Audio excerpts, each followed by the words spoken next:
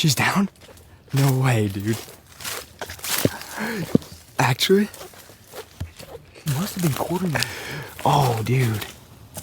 Looks good. Dude, yeah. Oh, like that wasn't a... She must have been quartered away pretty hard. She was. I just couldn't tell how far. Dude, she's bleeding. Well, guys, just wrapped up this hunt and a little bit of a roller coaster of emotions, but we were driving around. We've actually been putting out game cameras all day, and hog hunting's been tough. Haven't really had very many opportunities, and Caleb thought he saw some hogs on the trail, and from the way he said, I had a feeling there were some, and we ended up finding them. They were just off the trail.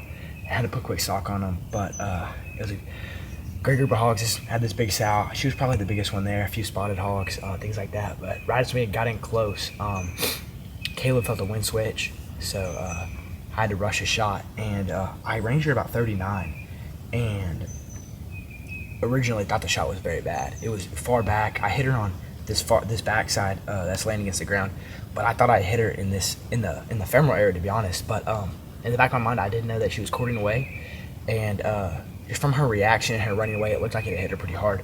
So we kind of just followed the group of hogs and got on our blood trail, and immediately found a really good blood, which boosted the confidence a lot.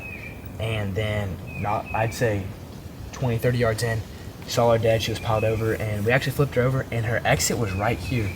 So, I mean, ended up being probably about as good of a shot as I could have made. I can't say I was intending to hit her as far back as I did, but ended up working out. And so, super thankful for that, and got a great hog down. This is one of the bigger sows that I've shot, and so it was a lot of fun, and thankfully we were able to get one down, and yeah, super exciting.